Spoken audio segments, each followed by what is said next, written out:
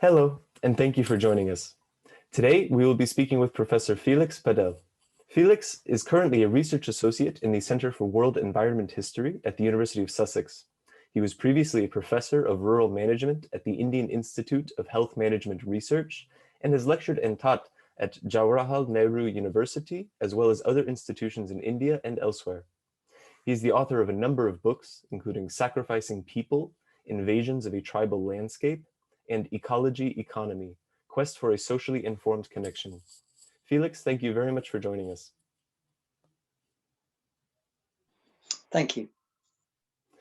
So to begin, I want to ask you about your personal history. If you could talk a bit about your background and upbringing and how you came to live in Wales, which is where you live now, and your relation to the culture, people, and natural environment of Wales, and how this environment has had an impact on you and how you became involved in political issues. Okay, thanks very much. My family were not that political that my parents, but they were strong socialists. So especially my mother used to talk often about the exploitation of indigenous peoples and the behavior of British mining companies like Rio Tinto Zinc, and really would question often the arms companies. So that has always stayed with me, like as a kind of inspiring benchmark. Like if somebody isn't questioning the arms companies or the arms trade now, I want to know why. It's connected with most things in different ways. Then, yes, I studied ancient history in Oxford. I was lucky to have a very socialist teacher on ancient Greek history who was called George Forrest, and he wrote a book called The Emergence of Greek Democracy.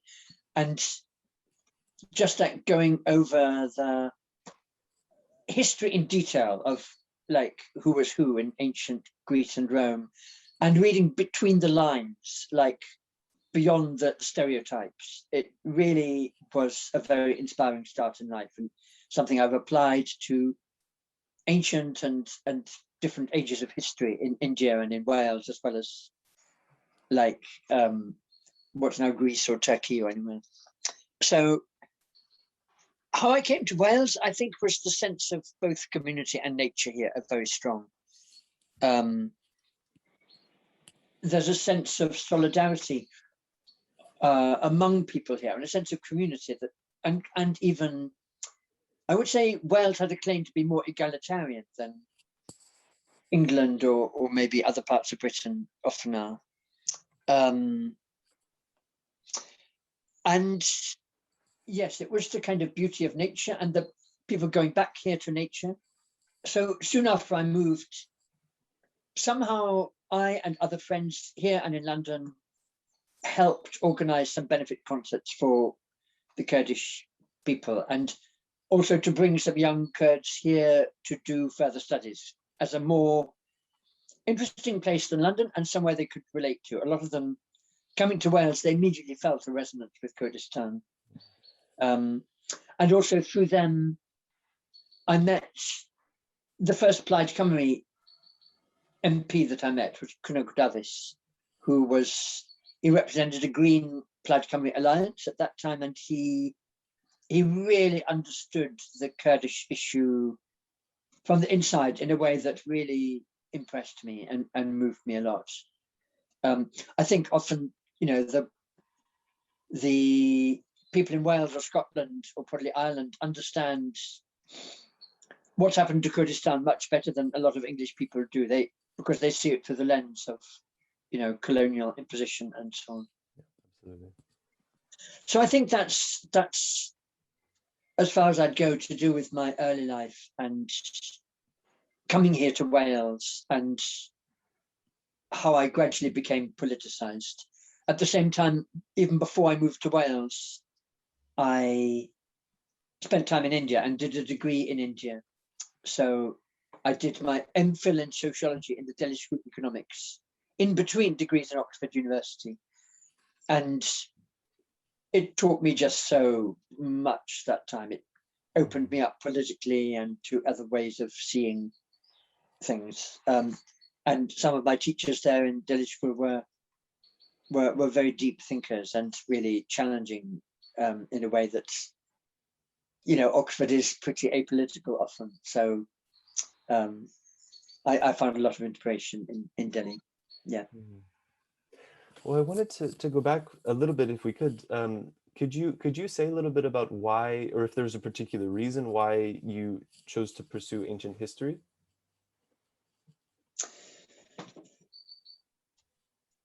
I guess it was, that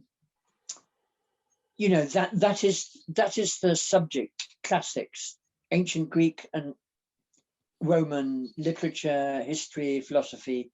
That's like the traditional subject that used to be studied here in British by like a lot of the people who went to university. But when I studied it, it's kind of drew me into other cultures and ways of seeing, I think. So going to ancient sites in Italy or Greece or Turkey, seeing like who were the peoples who built this? Why did they build like this? What were the power structures there? And so on, really kind of fascinated me. And I think the other thing that really, the Kurds have had more and more resonance for me. And in some ways I really now see them as having an absolutely vital place in world history. You could read conventional world histories without seeing the Kurds much, but for example, the whole Iron Age was apparently the Hittites were the ancestors of the Kurds, thought to be the people who started that. Then the dissemination of chariot fighting, like that was, they were the new technology of 2,500 years ago. And also that like the text that stands at the threshold of Greek literature, like Homer's Iliad. Who were the Trojans? What language did they speak? And now I would understand just in the history of that landmass that we call Turkey, like the Western seaboard. It was settled by Greek colonists from about 1000 BC, when maybe something like the Trojan War happened. And so who were the people they displaced?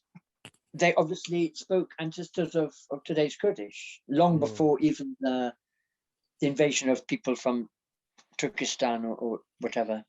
So that long view of ancient history really fascinates me in that's just a few of the ways, but and then reading Öcalan's first book, as I understand it, that he wrote in jail, The Roots of Civilization, where he really looks at Sumerian culture and how the Kurds resisted assimilation into the Sumerian culture from 5,000 years ago.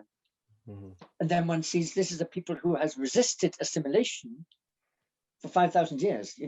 That is quite a long time. And especially when they are speaking, in Indo-European languages. So they have ancestral links with people in India as well as here in Wales. So it's quite interesting. There's a lot of link between the Celts and the Kurds too. The Celts, if you see the modern maps, they're often seen as coming from somewhere around Turkey. Incredible. Yeah, I think to piggyback off of what you said, that taking this long view of history, the way it allows us to situate ourselves where we are now and understand ourselves and where we come from and how the world came to look as it does, as well as you mentioned, that you can see different ways of life, different ways of thinking that people had in the past, and it sort of opens us up to human possibility a little bit. Yes, I mean, that at its best is what anthropology does, for sure. And when I spent time in India and began to conceptualize my doctorate, like I did my MPhil in sociology, and then I came back to Oxford. I did my doctorate from Oxford in name, but actually I was still taught by people in Delhi. But then I was going to the tribal areas of Eastern Central India, and the research I eventually did was really a kind of reverse anthropology in terms of looking at my own culture, the British culture, in terms of the power structure it was imposing over the tribal people. And when I was searching for a place to do fieldwork, at first I thought of doing conventional fieldwork, and I landed up at a remote village of a people called the Baiga, who live right in the center of India in the forest areas. And the women have a geometric tattoo, or at that time they still did, on the bodies. And the men are famous for shifting cultivation rather than flower cultivation, and being very good with a bow and arrow. And I spoke some Hindi then, and sitting around a fire in this village in the evening, I explained I might like to come there and do field work for a year or two and learn about their culture. And these men just burst out laughing, and they said, like in Hindi, do you really think that in 2 years you could learn our culture? And anyway, what benefit would it be for us? And those questions really have gone on and on interrogating me and what I do. So that's why when I eventually did my fieldwork in another tribe called the Kons in Orissa to the east, I was really looking at the power structure that the British set up in terms of the administration, which means the tax, revenue, civil administration, police especially, and forest guards.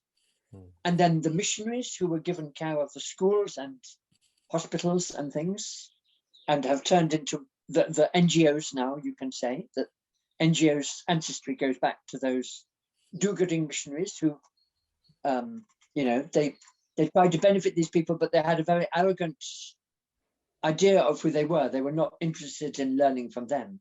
It was just one-way learning. And then the role of anthropologists, because a lot of the anthropologists were also senior administrators or missionaries. So that role of what is the knowledge for about these people? What form does the knowledge come in? It's a very hierarchical form. It's always seeing them as in some way primitive or lacking or underdeveloped or something. And sometimes the forms of knowledge were very demeaning, like people, literally they would measure people's heads to try to classify them racially and so on. So looking at the power structure in these ways of both the physical administration, the education and everything, and then how these people are written about, and looking at that as the ideology that comes from my own culture as it was. And of course, 19th century British culture was much more openly hierarchical and class-ridden than now. Sure. And I remember when I'd written the PhD and then it became a book. And once in 1999, I was invited to explain myself by a senior police officer why I was living in Orissa. So I just handed him a copy of the book, and he read the preface of it sitting across this huge desk. Very carefully, it took about 10-15 minutes. And at the end, he said, "You have written here that when the British set up the police force, always the police would demand a bribe when they go to the village. And you have written that this still happens today. And I'm afraid you are correct."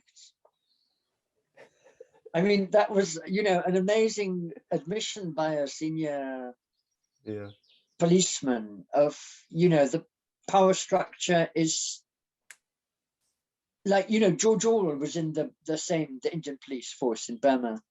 And it was a real, and his father was in the opium office where forcing people to cultivate opium for export to China. So, that kind of exploitation is not so far away. And I found that very interesting to look at my own culture in terms of the values that really the cultural values and the ideology of these young men and women who went and lived, and many died in India. Absolutely. And the power structure that they set up, of course, is still going in lots of ways. And the ideology created by the anthropologists and so on. And I think that these questions and point that you're making raise the issue of the history of anthropology, sociology, these disciplines, and the role that they played in colonization, especially. the British Empire. Absolutely, yes. Mm-hmm. People often say anthropology was the handmaiden of colonialism. It was putting knowledge often into a form where you could categorize people and you could control them, really. Absolutely. So I wanted to ask you, we've spoken about it already, but your background and interest in ancient history and anthropology, you've worked a lot on issues in ecology and education, and you have a deep interest in music and culture as well. I'm wondering if you could talk a bit about how these different areas relate to you and how your interest in them developed along with your background, political involvement, and experiences. Yes, thank you. When the Kurdish people came here to Wales, it was very moving how they brought music and dance too. And I'm a musician. I perform a lot, especially among different classical musics. I perform a lot of Greek and other cultures' folk music. So it was very natural for me to start making music with these Kurdish young men and women and older men who played the saz. And that contact with Kurdish music was incredibly moving. Like, one of my ways into Wales was something called Dance Camp Wales, where there's a lot of circle dance of different people's cultures. But which cultures they choose is, I'm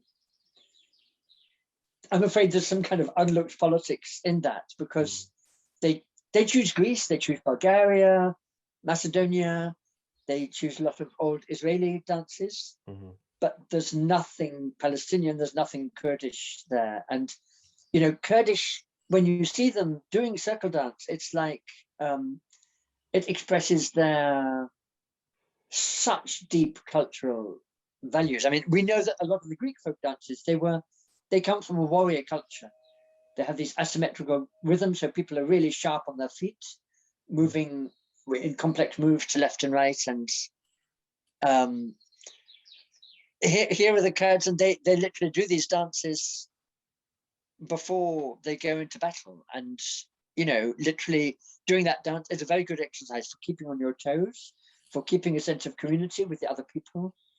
But it's also this incredible expression of the beauty of life. So that contact with Kurdish music is something I really have just loved. And music in my life generally is something that nourishes other parts. I guess people don't connect, say, Bach or Indian classical singing with politics, but I like to, you know, if I'm performing it, talk about what's going on in Gaza or something, and then play a piece of Bach. Why can you not connect that, you know?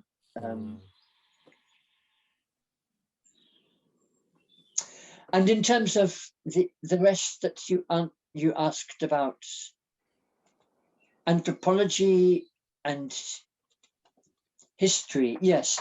The first book I wrote in India was this one that's now called Sacrificing People, Invasions of a Tribal Landscape, about the power structures that are still there and the history of them in British times.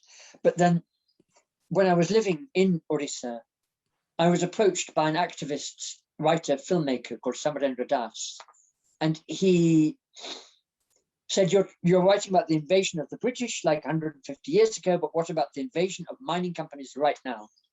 So then we wrote a book together called Out of This Earth, East India Adivasis and the Aluminium Cartel. And that book really linked world history with what's happening now, and especially the aluminium industry, aluminium being a metal at the heart of aerospace and the defense industry, including bomb technology and jet fuel and many, many aspects. And the title also came from something Joseph Stiglitz had a few pages in his first book about how he witnessed an aluminium cartel being set up from the White House, in effect, in a kind of price war with Russia, but something much more than that, because every country understands aluminium as a defense material. So when you have the bauxite mines in India set up in a scheme conceived by British engineers in the 1920s of big dams and coal mines and railroads to the coast for export, and hydropower being used, as in Brazil, to make the aluminium, as well as the mines themselves being very destructive. But then these very strong people's movements resisting this invasion. So it's almost to understand from the people themselves. Like often, it's not just that indigenous peoples have an understanding of, how to look after the environment and sense of community and egalitarian politics and things. They also understand what a corporation is. How if Tata Steel or another company is saying very nice things on the television and people have this very good impression of it, and how they're doing wonderful corporate social responsibility, education work for the tribals and so on. But then you hear the people's side of it, which is completely different. They see the naked face of how the gundas, as they're called in India, the thugs are sent in by the companies and work alongside the police and so on. So that book was published just in time to have really quite a big impact in preventing a bauxite mine in Orissa. Through it happened to get known by India's then Environment Minister, Jairam Ramesh. So Samarendra Das really opened my mind to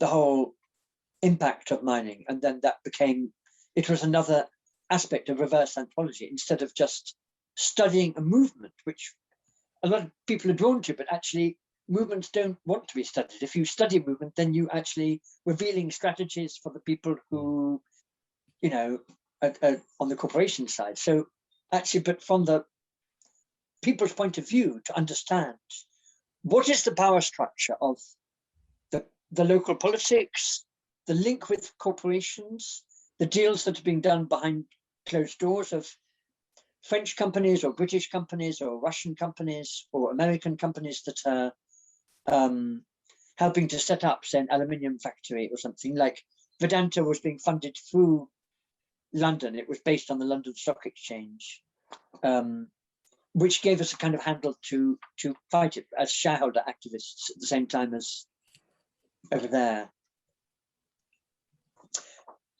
So this also was really a work of reverse anthropology, where you're looking at the whole power and financial structure, which involves the arms industry, because the mining industry is notoriously corrupt and motivated by bribes, similarly with arms deals and so on. And the arms manufacture depends on the supply of many different minerals and rare alloy minerals like aluminium mixed with lithium or other ones. So we also then fed that back to the Adivasis, who are having kind of adult education classes and really understanding.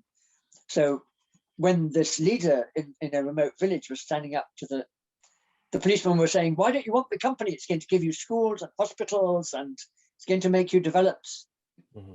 And he was saying, sir, what do you mean by development?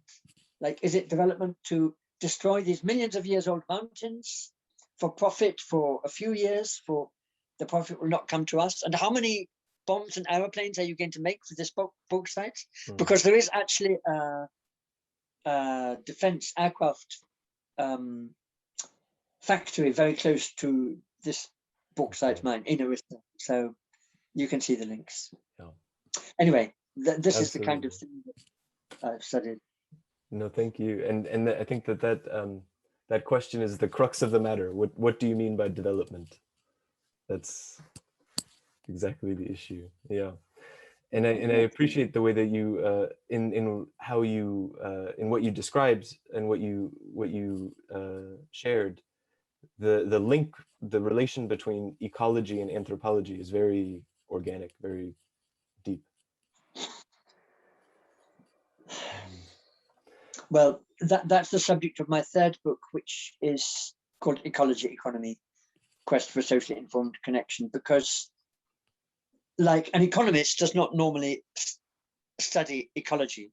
And yet, if you go to the Greek roots, the word economia and ecologia, they are They mean the logic or the laws of correct housekeeping, really, of a nation state or whatever. And the collective home. so how we are using resources, economists are not taught to question like environmental impact or social impacts as an intrinsic part of what they do. So that book mainly is going into a lot of different movements in India and so on. I wanted to go back a bit to the Kurdish movement.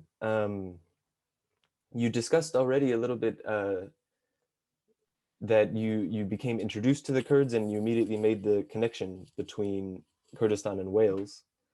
I'm wondering if you could elaborate a little bit more about that, and how you came to be inspired to work together with the Kurdish movement. Thank you. Yes. The first time I came to the issue was through a friend called Miranda Watson, who doesn't work in the movement now, but she, when I was working as a volunteer on India issues at Survival International, which is a British organization that campaigns on behalf of tribal or indigenous peoples. And I was especially working on the issue of big dams, because all these massive dams were displacing literally hundreds of thousands of tribal people in the middle of India. I got a letter from a UK prison by a British prisoner in the nick for armed robbery. And he had grown up in Nagaland and he had a link with the Naga people. So he started something called Naga Vigil in jail. And as soon as he and another prisoner were released, I was invited as a representative of survival, and somebody came from Amnesty, a minority rights group. So we saw a performance by the prisoners in Belmarsh prison of what was happening in Naga villages, which was really quite an amazing performance, actually. It was quite an amazing thing to experience, that these prisoners were acting like having guns and being Indian commandos going into Naga's villages with guns firing.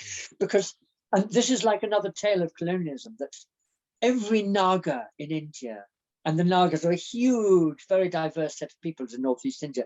Every Naga knows all about the British and the British betrayal. But most, British, you're not taught at school, what is the British betrayal?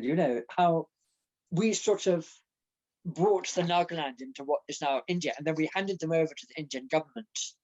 And, they didn't accept it. There was actually a standoff with Nehru in 1955, when I was born, when he went to Nagaland and he gave a speech and he didn't invite a single Naga speaker. And hundreds of people turned their backs on him, lifted up their tunics, showed their bare buttocks, and they walked off. And Indira Gandhi, his daughter, was standing beside him as a teenager. So, he hated the Nagas, and the Nagas, he sent in the troops, and so many atrocities happened after that. So for some years, I campaigned a little bit on that. So that brought me into a certain link with activism. And then Miranda herself began to work with on the Kurdish issue. And I understand that the Kurds, like the Nagas or like many other peoples, they have been violently suppressed, and their cultural rights and human rights and everything. But with the Kurds, they have a wider vision. They have a vision, I think, for me, because they have this connection with world history, they have actually, again, under Öcalan's influence, they have formulated a radical question of patriarchy, of male-dominated power, of the nation states, and so on. So, the Kurdish issue, of all the different issues I campaign on, it's something I come back to again and again because of this much wider inspiration that is at the heart of it. And as I say, bringing that song, music, and dance into the center of their identity and their expression, it just gives a different power, really, because they're not representing themselves just as victims at all. too often, you know, when people are suppressed, that victim identification can be too strong. The Kurds are really offering, to me, a different model of democracy that can be very inspiring, and a bit like the ancient Greek one. I mean, Athenian democracy was also forged in a time of warfare and enemies all around. So, you know, maybe democracy isn't such a, we've got a very dumbed down idea of what democracy is in a way, obviously. I think very intentionally corrupted as well. Yeah, definitely. I wanted to ask you also a bit more about India. You spent many years living there and working together with the Adivasis, or the indigenous people, as you have spoken about a bit already. And so you mentioned that you did your postgraduate degree, your master's degree in India. I'm wondering what if there was something specific that led you to that, and then from there, how you decided to do field work there, and then ultimately to live there and work there so long. Yeah, I mean, when I decided to do my MPhil in sociology, it was just a year that I was out of the Oxford system and in the Delhi University system. But then, as I say, I was affiliated even when I was doing my PhD there. And to me, there is something about the teaching at its best in India. It is a very, very deep thinking culture, a very political culture, and a very just deeply questioning culture. One of my main teachers was a sociologist called J.P.S. Uberoy, who really questioned the culture of science as it grew up from the time of Paracelsus and Copernicus and people and Galileo up to modern times, really questioning what we mean by science, who got to define science, and how science formed part of culture. So he also pointed the way towards looking at the arms industry and how many scientists work for that, and how that role is not questioned, and so on.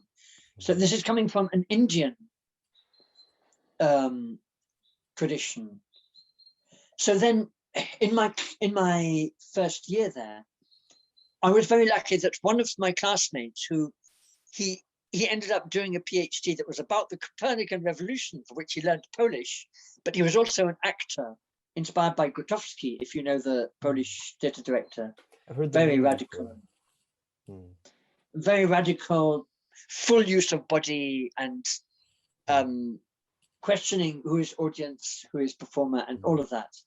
So he encouraged me, because I was interested to go to the tribal areas, not to go in the conventional way, which often would be through an NGO, or like you go in a car and somebody drops you or something, but to go on foot, just taking my violin, and often not even wear shoes or anything, but just go and be there and let them see me, interact with them as a human being, and in an equal way, because it's a very egalitarian society, and a society with a huge sense of humor.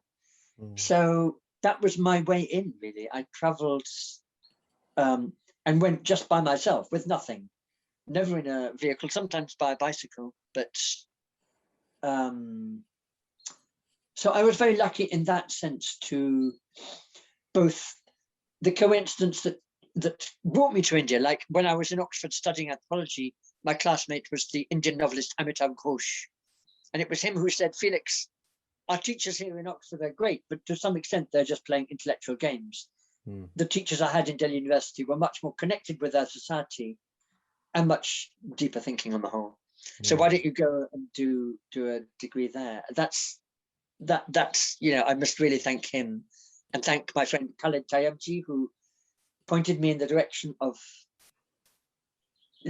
going to the tribal areas in a different way. And then another close friend of his called Madhu Ramnath became one of my most inspiring friends, who he literally just took tribal people in a village as his teachers and went to live there for 10 years and more, and learning the culture, learning the language, learning the etiquette, until he knows how to behave really as one of them, more than any anthropologist I've ever met. So I've had very, very inspiring teachers along the way and friends who have kind of pointed me in certain directions. And I mentioned Samarendra, who did that with mining. And then in more recent years, when I was in JNU, in Jawaharlal Nehru University, I started an informal discussion group on indigenous issues, which is a controversial issue. Indigenous is always a controversial concept. And in India, the people who have that status are called scheduled tribes.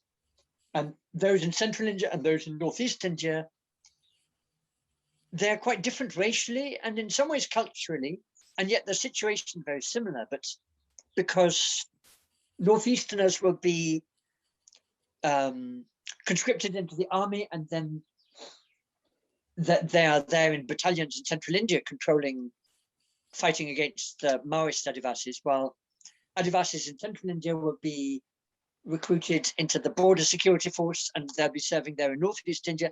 So both of them almost are being used to oppress each other. It's really like one of these British divide and rule tactics. Yeah. If you think of Jallianwala Bagh, like just after the First World War, when the worst ever police firing happened in India, and General Dyer, or Major or Colonel Dyer, whatever he was then, he actually ordered his troops to open fire on the unarmed protesters in Amritsar, and they were Gurkhas. His troop were Gurkhas. They were Nepalese conscripts, mercenaries from a different part, racially different. So, you know, understanding these connections has been very a long, very interesting, but very dark journey when you see what's happening now and the extent of. I think another link with Kurdistan is you can buy books now that really delineate the killings by police on what is called false encounters. Hundreds, literally thousands of them, with senior policemen admitting in private that their career actually depends on the body count, and they will actually buy people to be encountered, where they're dressed in a Maoist or insurgent uniform and a gun placed there, and everybody knows it's a fake encounter, but that's the currency. And in Turkey, people will understand that too well. Like the false flag attacks there have been notorious, but I think they're nowhere better known than in India right now. And tourists have been going until the start of the pandemic to India. It's a lovely country to visit. It's a really very civilized country, but not if you are a tribal person or Dalit standing in the way of a development project or something. The double standards of the officers who are meant to uphold the law, how they act with impunity above the law it's disgraceful, and nobody can call it out. It's not a police state overtly in the way that the military may be there closer to the surface in, say, Turkey or somewhere. But in India, it's a very, very stable, but the role of police is pretty unquestioned. Sure. And I think that the connections you were making here, it's so important, this general notion of the similarities and tactics employed and utilized by different states across the world, across different contexts and so on, the divide and rule, the police repression, the false flag attack or false encounter. It's very telling, these parallels. So another link that I got from Öcalan was in one of his more recent books, where he talks himself about his own schooling in Turkey and how he reacted against the Turkish nationalism, the saluting the flag, or the saying I am a Turk or whatever, and the imposition of language and so on, and realizing in the tribal schools in India that this nationalism, often with a very Hindu twinge, what we call the Hindutva ideology, is taught in a very large number of tribal schools. And in fact, when India exploded into violence in Gujarat in 2001, when the Muslims were blamed for the killings on a train, whether correctly or falsely, the chief minister, who was then Narendra Modi, stepped aside and gave 3 days for killing, and thousands were killed. And it was the tribal people taught in the RSS schools this very toxic Hindu nationalism who brought in to do the killing. And the same in Orissa in 2008 of Christians that time. So the way that education is used to kind of indoctrinate tribal people has a long history now in India for the last 50, 60 years. But it was this work with this other younger scholar, Malviku Gupta, who really opened my mind to the education aspect of what's happening. And there again, there's such links with Kurdistan, because actually India it's often said is one of the countries with the best laws, but terrible implementation. So every child has the right to be taught in their own mother tongue in India. But in practice, nobody pays any attention to that. And 95% of tribal schools, children are not allowed to speak their own language, let alone they don't study it as a subject.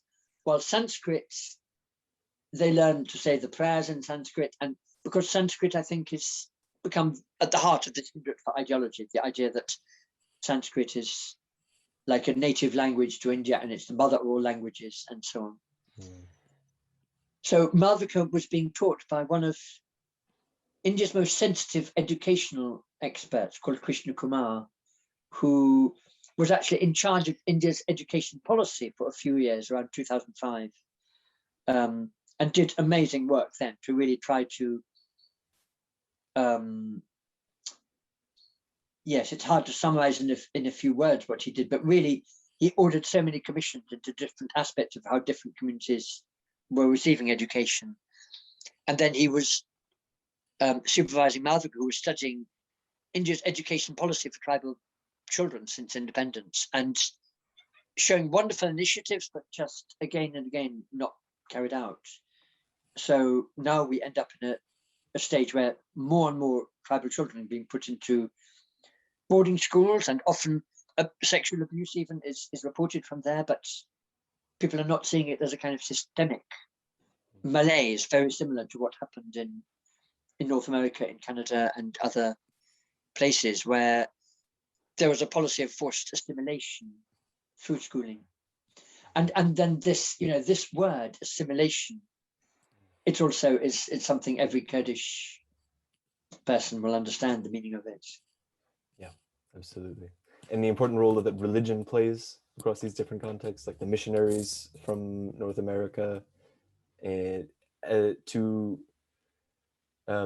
provide that ideological framework for the assimilation to take place. Absolutely. But in a way, what's the RSS, that's the power behind the scenes in India, this organizes Hindutva, so Hindu temples, so worship in a temple, saying prayers, but they also, more and more of the big schools are emphasizing a smart classroom. So like to work at computers, they offer the children computers. And what is not there in the school is the traditional knowledge. Like these tribal children, if they're in the communities, they're getting their hands dirty. They're all the time playing and working alongside their uncles, aunts, cousins, siblings, parents, grandparents, hearing stories. I mean, life is often very hard there, but it's where people are in charge of their own lives. There's a huge sense of humor and a huge depth of learning. So people are learning hundreds of plants and how to grow them, how to hunt, how to capture things. Of course, none of this is allowed into the schooling, even though some of those first education reports said it should be. It's just, like Gandhi tried to question the Western schooling model, even from the 1930s, saying it should be of hand, mind, and heart together, not just the head. But in practice, it is just the head, the hand. They're taught, if they're taught a skill, it's like how to operate a sewing machine, so they can get a girl can get a job as a seamstress in a factory, and a man can operate some JCB or some mining factory machine. And that has been planned again since Nehru's time. So it is a kind of ideology of industrialization, together with a kind of Hindutva religion. And the two together, like, are working just to uproot and alienate the people as fast as possible from their communities. And you see the children, you know, the parents are activists who are fighting for all their worth against these mining companies. But the children are brought to a boarding school. They're taught your parents are very primitive. They know nothing about real knowledge, and they're very superstitious and don't pay any attention to them. And look, here is a computer. Now you can see what the real world is. And, you know, like that, they are alienated from the movements as well as the communities. That's such an important issue, and that I think connects in an important way to two notions we've discussed so far. One being the teacher of yours that you mentioned, this deep questioning of science, the scientific culture and attitude, and the way in which the relationship between science, technological power, European modernity, industrialization, I think, as you very aptly said, creates or develops an uprooting and an alienation is very important from the land, from prior history, and as well connecting to this question of what is development as well, all very importantly interwoven. Yeah. As a final issue, I wanted to ask you about self-determination. Yes.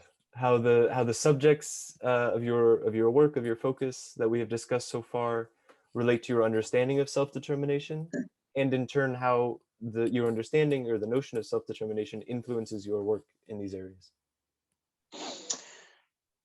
Yes.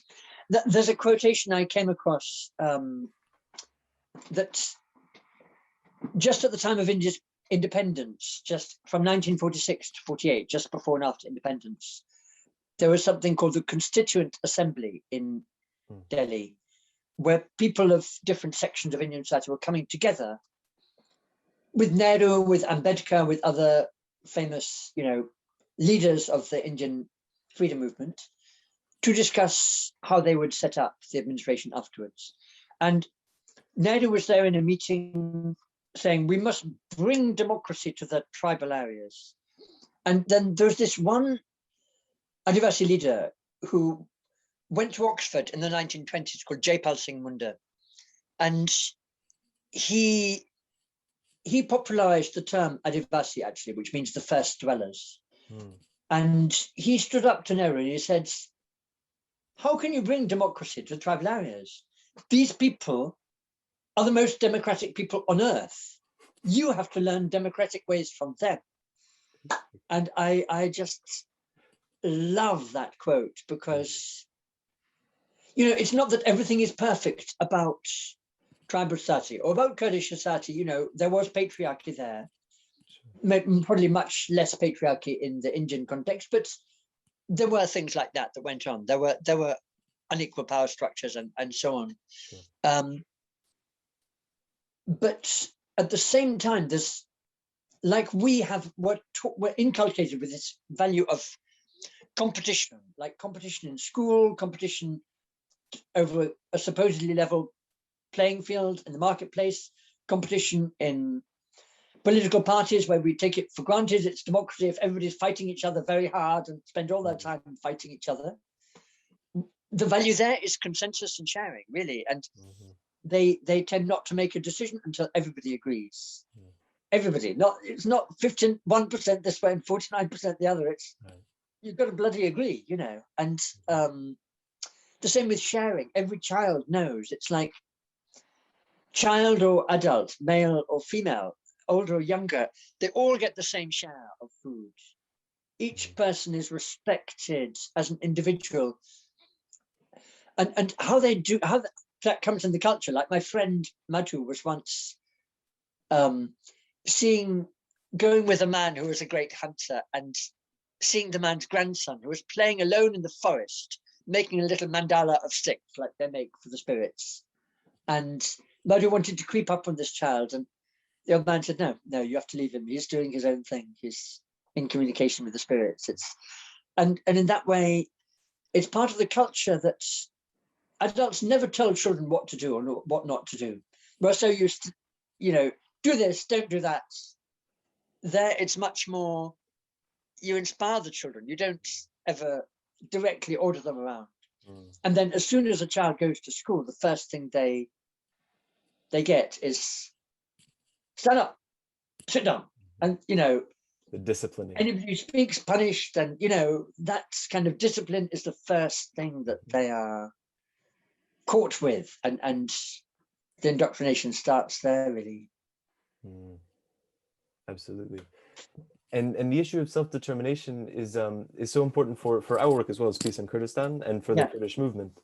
As you know, one of the central aspects of Öcalan's thinking and of the Kurdish freedom movement's project of democratic confederalism is around this issue of reimagining self-determination at this 21st century context and trying to build a way forward through practice. And the quote that we have on our website that sort of acts as a heading for our work is from Öcalan. Because as you know, as we said about democracy, self-determination is one of these very corrupted words. It has been only to mean a nation state. And the question that Öcalan asks is a very simple one, which is, does the achievement of a nation state for a people facilitate or increase their freedom and democracy? And he says, well, if we look at the very least right now and today, the answer is no. So the question is, how do we develop an alternative way that allows us to actually determine our own fate, our own development as a people? That's the issue. Yes. I would want to link it with the ILO. If you know the resolution 169, and then the earlier one, 107, which India signed, but hasn't yet signed 169, which one of the clauses is to give self-determination to the indigenous people or tribal people. And then the UN Declaration on the Rights of Indigenous People, similarly, it's to both of these, self-determination is the vital thing. I mean, I was emphasizing education because it seems to me it starts there. And some of the most inspiring schools I've seen in India are where they're democratic schools and the children teach their tribal language to the teacher and they make their own choice about what they study, and it's much more integrated and political like that. Almost like Frieri, it sounds like. Yes, and I mean, I have seen about similar experiments in Kurdistan, in Turkey, but it's very hard, even for people on the left, to make the link that, what does it mean to really give children the choice about what they want to study, how they want to study, and to break the hierarchy of the teacher's up there like a god and you do exactly what he says. And it's so I think self-determination starts there also, but certainly the issue in India is a massive issue, because the degree of devolution of, especially when it comes to communities' decision on how they want to use resources that they're meant to have, that self-determination has been denied again and again and again. So I see the link with Kurdistan massively there. And I think, again, the Kurds give a very strong inspiration to other peoples on how to go about that and how to set up the actual structures to effect a transformation. Absolutely. Well, of course, there's so much that we could say about all of these issues. We could, I'm sure, speak for very long ongoing discussions, but I think, unfortunately, we've run out of time. I'm wondering, are there any final thoughts you'd like to leave us with? I can't think now. I'm sure there's so much, but yeah, it's this thing exactly. There's too much to say. Not that there's yeah, absolutely. Yeah. Felix, thank you very much for speaking with us. It was a great pleasure and an honor. Brilliant. Thanks so much, Connor. I enjoyed Thank it. you so much. Yeah. Me as well.